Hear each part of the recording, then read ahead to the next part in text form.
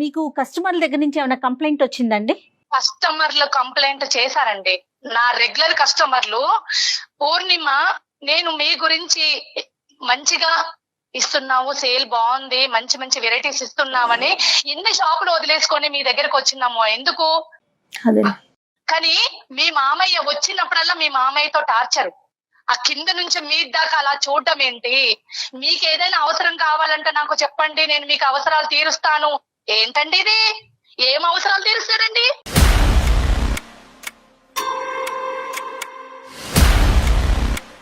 Sir ఇవన్నీ into నేను sir control అవ్వలేకపోతున్నా sir. ఒక తండ్రి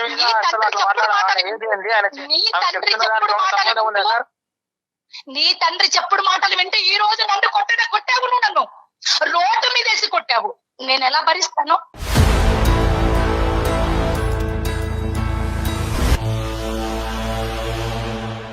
నా మొగడు లేని సమయంలో ఏమండి కాఫీ తీసుకొచ్చి ఇస్తుంటే చేయి పట్టుకుంటాడా?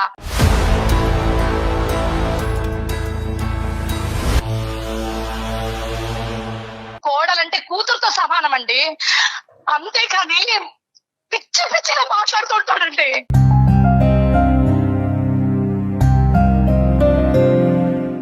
నా మొగడు లేని సమయంలో నేను మామయ్య కదా అనుకుని నా తండ్రి స్థానంలో పెట్టుకున్నానండి. పిచ్చి పిచ్చిగా బిల్లింగ్ చేస్తాడా? ఏ విధంగా ఉండాలండి? ఏ విధంగా కాపురం చేయాలి నేను?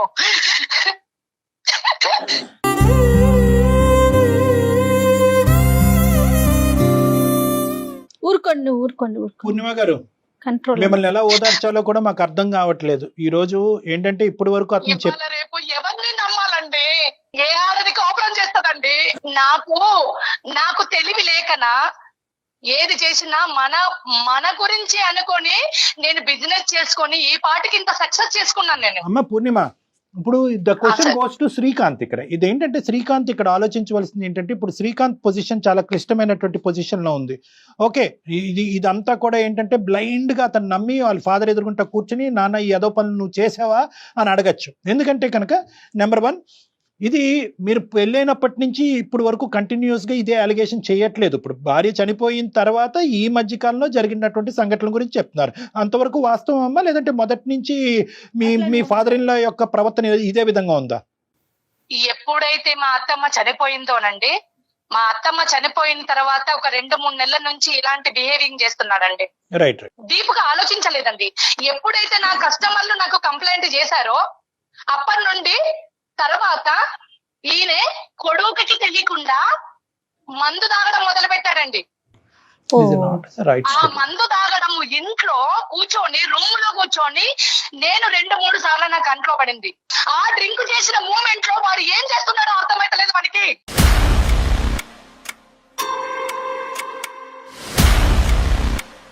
ఏం మాట్లాడుతున్నావు? నోటికి వచ్చిందా మాట్లాడుతున్నావా? ఏం చెప్తున్నావు? నోటికి వచ్చినట్టు వాగడం కాదు, నోటికి వచ్చినట్టు వాగడం కాదు.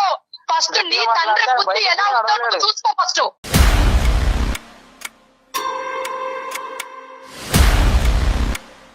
ఆయన గట్టిగా మాట్లాడితే బయటకు కూడా నడవలేడు. ఏం మాట్లాడుతున్నావు? ఏం మాట్లాడుతున్నానా? నీకేం తెలుసు? నీకేం తెలుసు? ఆయన చేస్తున్న విషయం ఇంట్లో ఉండి అనుభవిస్తున్నది నేను, ఇంట్లో ఉండి అనుభవిస్తున్నా నేను. మందు నీ కష్టం. నీ తండ్రి వేసాలు నీ దగ్గర చూపెట్టుకుంటాడా? కన్న కొడుకు ముంగట ఎవరైనా బయటపడతాడా? బయటపడడు. శ్రీకాంత్ ఒక్క నిమిషం. ఆగండి. కోడలు చెప్తుంటే తప్పుడు తండ్రి కొడుకులను ఇద్దరిని విడదీసే ప్లాన్ లో ఉన్నది అనుకొని నువ్వు అందరితోటి అలా చెప్పిస్తున్నావు. ఈ పాటికి ఈ రోజు వీళ్ళకి కూడా నువ్వు అలాగే క్రియేట్ చేసి చూపెడుతున్నావు. అలా ఎలా ఏం కాదు పూర్ణిమ గారు. నేను ఎంత సఫర్ అవుతున్నాను, నేను ఎంత ఫేస్ చేస్తున్నానో ఆ బాధ నాకు తెలుసు, ఆ కడుపు మంట నాకు తెలుసు.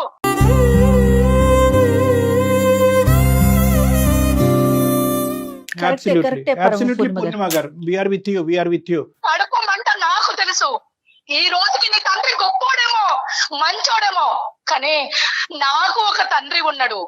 నీ తండ్రి మీద నేను ఆన్సర్ చెప్పాల్సిన అవసరం లేదు. శ్రీకాంత్, తండ్రి బుద్ధి మతి ఉండడం కాదు, కడుపు మంట. నాకు మతి కాదు, నీకు మతి దొబ్బింది. నా కడుపు మంట, నా కడుపు మంట, నా వేదన ఎట్లా ఈ చేస్తా రోజు నేను అనుభవిస్తున్నా. పూర్ణిమ గారు చెప్పండి. ఒక్క నిమిషం అమ్మా. I know the pain that you're going through, నాకు పూర్తి స్థాయిలో నాకు అర్థమైంది. కానీ ఇక్కడ ఉండేటటువంటి సిచ్యువేషన్కి ఒక సొల్యూషన్ కావాలి అంటే కనుక ఒక్క 2 నిమిషాలు నేను చెప్పేటటువంటిది జాగ్రత్తగా ఆలకించండి. ఈరోజు శ్రీకాంత్ స్థానంలో నిలబడినటువంటి ఎవరైనా కూడా కరెక్టే, మీరు చెప్పినటువంటి అంశాలన్నీ కరెక్టే అయి ఉండొచ్చు. అతను మిస్బిహేవ్ చేసి ఉండొచ్చు. అతను ఏ పరిస్థితిలో మిస్బిహేవ్ చేశాడు, భార్య చనిపోయిన తర్వాత ఒక డిప్రెషన్లోకి వెళ్ళటం వల్ల అతను కాగ్నిషన్ మీద అతను పూర్తి స్థాయి కంట్రోల్ పోవటం వల్ల ఆ విధంగా అలా ప్రవర్తించాడా, అది ఒక ఆలోచన అయి ఉండొచ్చు. ఆ డిప్రెషన్ని దిగమింగుకోలేక, ఆ బాధను దిగమింగుకోలేక తాగుడు మత్తుకు బానిస అవ్వటం వల్ల అలా ప్రవర్తించాడా, అదొక ఆప్షన్ అయి ఉండొచ్చు. లేదు ఇతనికి ముందు నుంచే ఈ దుర్బుద్ధి ఉంది, అది మీకు ఎవరికి కంటకి కనిపించలేదు, ప్రత్యేకంగా కొడుకు అసలైతే తెలియలేదు. ఇది ఈ రోజు కోడలు ఇంట్లోకి వచ్చిన తర్వాత, కోడలు ఒక బిజినెస్ పెట్టిన తర్వాత, అక్కడ ఒక 4 కస్టమర్స్ వచ్చిన తర్వాత ఈ పరిస్థితి బయటపడిందా? ఈ 3 options are left with us. అవునా కాదమ్మా పూర్ణిమ? ఓకే అండి, మీరు అన్నది ఒక మాట అండి. మీరు అన్నారు అతను మైండ్ డిస్టర్బెన్స్ లో ఉంది అని అంటున్నారు. ఆ ప్లేస్ లో, నా ప్లేస్ లో తన కన్న కూతురు ఉంటే ఇలాగే బిహేవ్ చేస్తాడా?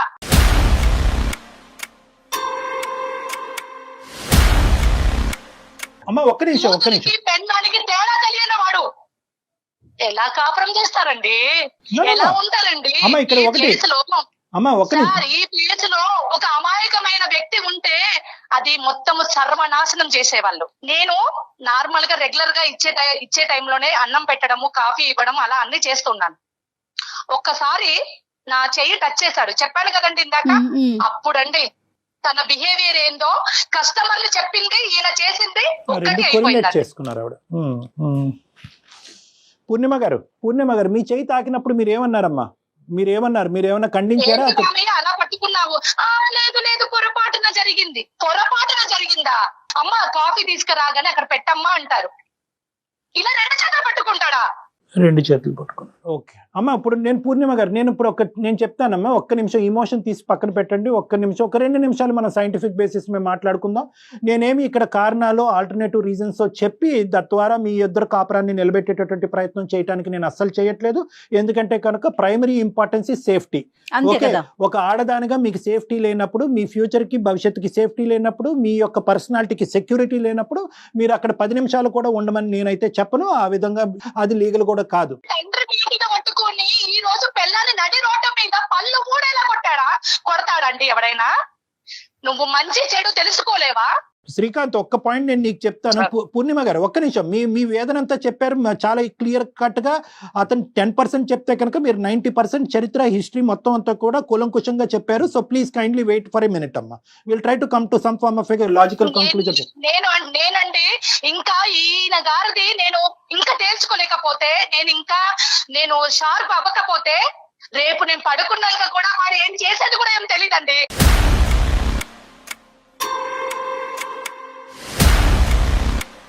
అమ్మా ఒక్క నిమిషం పూర్ణిమ గారు, మనం ఏం అడవిలో లేమో, మీరు చదువుకున్న వాళ్ళు, మీరు బిజినెస్ నడిపిస్తున్నారు.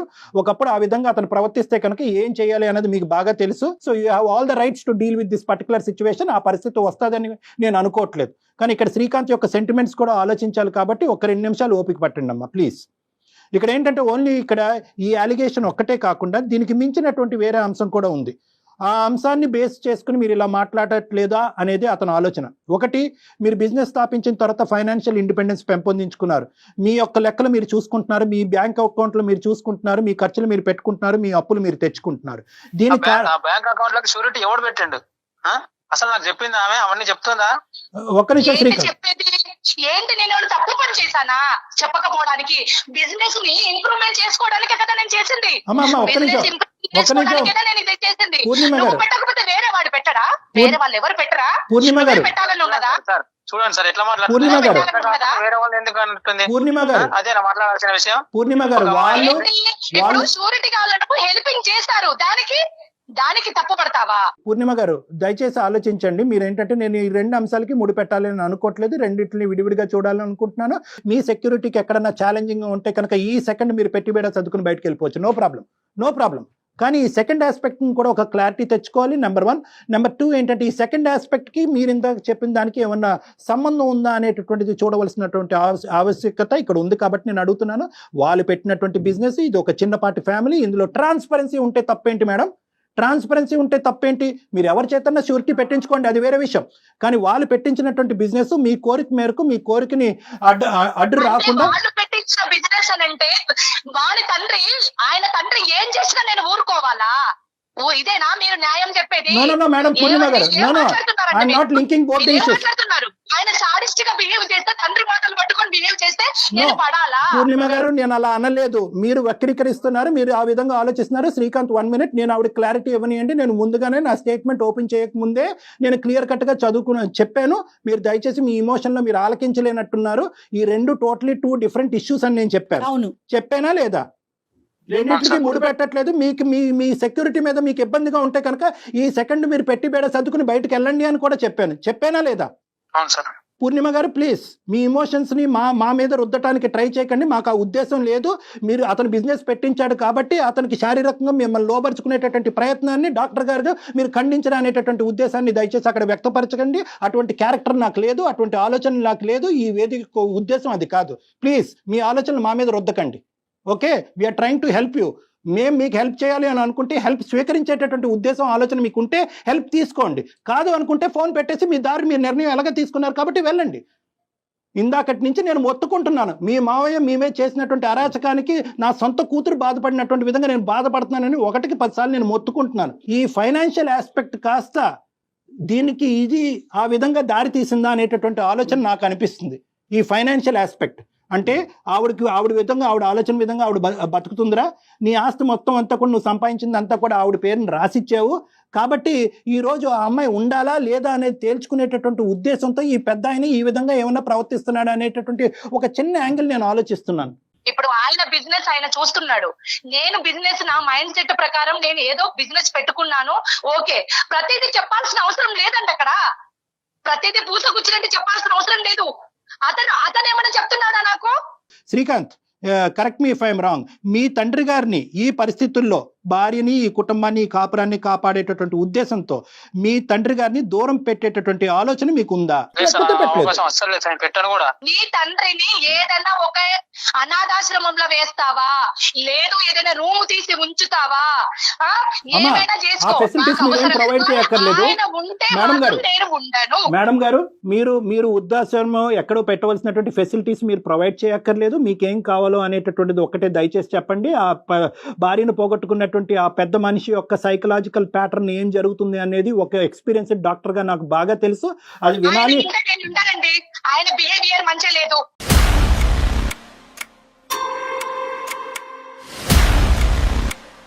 Only thing is sexual harassment. ఇటువంటి వాతావరణంలో మీరిద్దరు కలిపి మీ తండ్రి గారిని పక్కన పెట్టుకుని కాపురం చేసి సంసారం చేయగలరా లేదా అనేటటువంటిది ఒక్కటే ఇష్యూ కాబట్టి ఆ ఒక్క ఇష్యూవే మనం మాట్లాడుకుందాం. ఆ ఒక్క విషయం మాట్లాడు. So point is very clear. Srikanth అయితే మాత్రం తండ్రిని అయితే వదిలి ఉండాలి అని అనుకోవట్లేదు. తండ్రిని దూరం పెట్టి శ్రీకాంత్ నీ కాపురాన్ని కాపాడుకోవాలనేటటువంటి ఉద్దేశంతో అతను లేడు. నేను కూడా ఉండనండి, నేను కూడా ఉండను, నేను కలిసి ఉండను, నాకు ఆయన ఇంట్లో ఉంటే నేను ఉండను.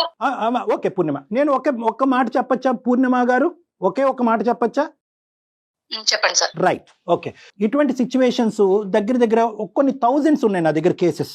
ఓకే, థౌజండ్స్ ఉన్నాయి. అంటే సైంటిఫిక్ బేసిస్ మీద ఇలా మాట్లాడితే కనుక చాలా మంది నన్ను క్షమించరేమో కానీ ఆ పెద్దానికి వకాలతో పలుకుతున్నాడు డాక్టరు, అతను చేసేటటువంటి దాన్ని చిన్నగా చూపెడుతున్నాడు అని అనుకోవచ్చు కానీ but there is a scientific and a very strong 100% reason behind this. ఆ వ్యక్తి యొక్క మానసిక పరిస్థితి పూర్తిగా మారిపోయింది భార్య చనిపోయిన తర్వాత అన్నట్టు నాకు అనిపిస్తుంది. ఒక ఆలోచన, ఒక యాంగిల్. చనిపోయినంత మాత్రాన కాదండి, భార్య చనిపోయినంత మాత్రాన ఎవరు ఆడవాళ్ళు కనబడితే ఆడవాళ్ళతోటి మిస్బిహేవ్ చేయడం జరుగుతుంది. ఎస్ పూర్ణిమ గారు, జరుగుతుంది. జరిగినటువంటి సందర్భాలు ఉన్నాయి. మాట్లాడుతున్నారండి. మెంటల్ గా అప్సెట్ అయిందంటే మెంటల్ గా అప్సెట్ అయిన వ్యక్తిని మెంటల్ హాస్పిటల్ జాయిన్ చేయాలి. రైట్, అదే నేను చెప్తున్నాను.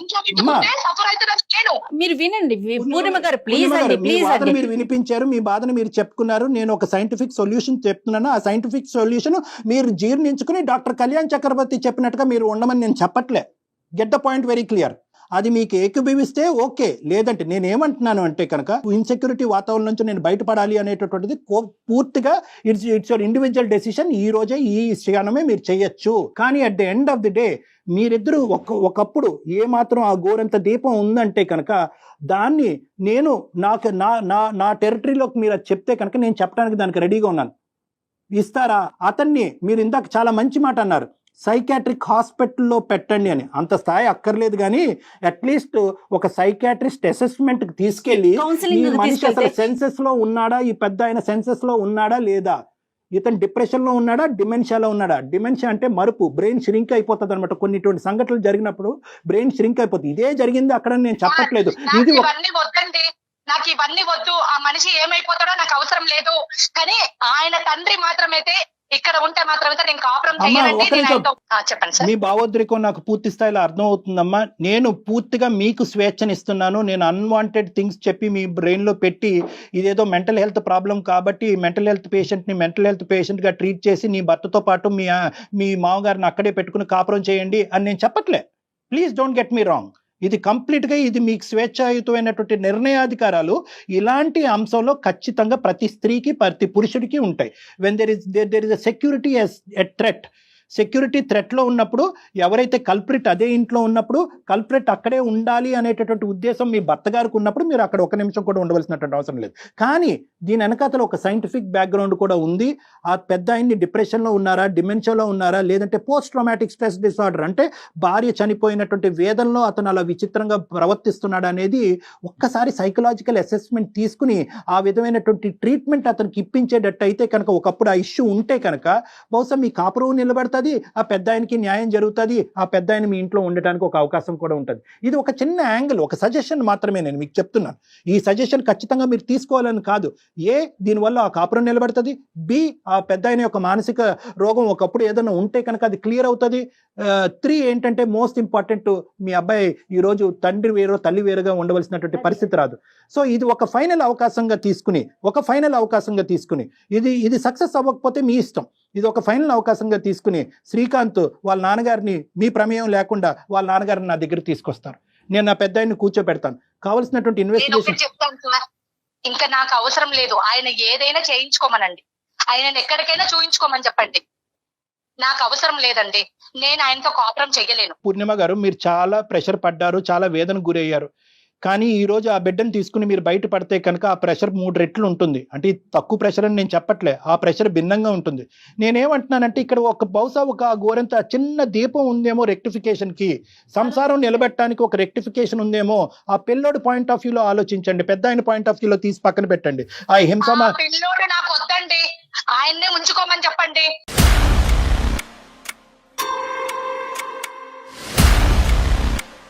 నాకు ఆయనతో విడాకులు కావాలి, అంతేనండి. ఇంకా ఉంటాను సార్.